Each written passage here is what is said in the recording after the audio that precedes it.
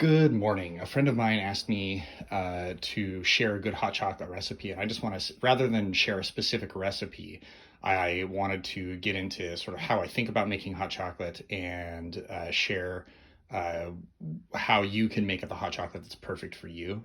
So, of course, it starts with the what kind of chocolate you choose and what kind of milk you choose.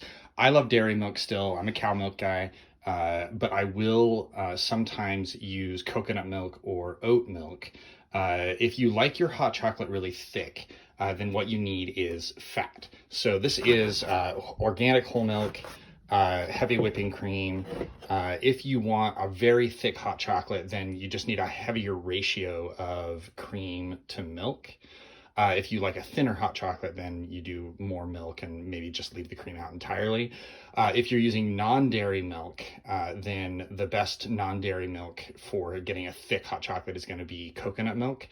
You want the coconut cream, the heavy coconut cream, the kind that solidifies when you put it in the fridge. And that stuff will be very, very thick when you add it to your hot chocolate. So as far as the kind of chocolate, it really depends on your taste. If you like dark chocolate, I use Valrhona Carafe. I don't know how to actually pronounce this. Carafe. This is 66%. Sometimes I'll go with 70 or 72%. And my wife prefers the Caramelia, the 36%.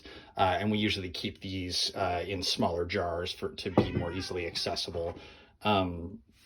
So this is the basis for a really good hot chocolate. We have experimented with a lot of different chocolate. If you pop up here to our cupboard, you'll see this is the cupboard of chocolate and tea, and you'll see everything from Ghirardelli basic baking cocoa to some lilac sugar that we made, and a wide variety of chocolate bars from different companies that we've tested and tried. And then a couple different kinds of sugar up here. We've got turbinado sugar and light and dark sugar and a few other sugars. So sometimes we'll make hot chocolate just from like basic cocoa when we're testing different kinds of chocolate. But for now, this is just making our basic hot chocolate. So I am going to set my phone down here and see if I can show you a little bit of how I do this. All right, first things first. Yeah, all right. So this thing right here, this is the Cocoa Motion by Mr. Coffee. You can see the label there, the Cocoa Motion. And you don't need this. This is just because I like playing with toys. But basically what I do is I go, these individual faves, individual chocolates, these weigh 0.15 grams each. And I'll do 4 of these per, or essentially 1 of these per ounce of milk. That's for a very thick, very dark hot chocolate. So first things first, I'll go 3, 4, 5, 6, 7, 8, 9, 10, 11, 12. Then 4 more. That's 16 of those total. And then I'll add the heavy whipping cream. And I don't really measure it. I just go, okay, enough to cover the bottom of the dish. And then I'll add my milk. And the fill line right there, the second fill line is 16 ounces. So I'm just gonna go 16 ounces of hot chocolate. 16 ounces, there we go.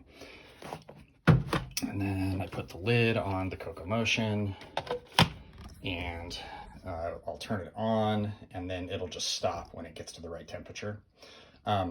If you're doing it in a pan instead of it with a device like this, then obviously you just put it in the pan, heat it over a low or medium heat, and continuously stir it until the chocolate is incorporated. And that's pretty much it. For some people, like a spicy or sometimes called a Mexican hot chocolate, you can see our spice rack here that's in alphabetical order. I prefer the Vietnamese cinnamon. My wife loves cloves in her hot chocolate, so sometimes we'll add that. And then we pop over like ginger. Love a good powdered ginger in a hot chocolate every once in a while. Some cayenne pepper if you're feeling especially spicy. And I also really love nutmeg in my hot chocolate. I will frequently add nutmeg. In fact, I'll probably just pop this open and add a little bit of nutmeg right now. My wife also likes to add Himalayan pink salt, just a pinch of salt to her hot chocolate. And every once in a while, we will steep our milk in some kind of tea. It might be this vanilla bean rooibos, or some of these other teas, this Sleepy Time tea, or the Celestial Seasonings tea. We like these, and so we'll just fill a jar up with milk and steep the milk in that tea so that we use that as the base for the hot chocolate. But again, totally up to you. So I'm going to start my hot chocolate, and hope this helps.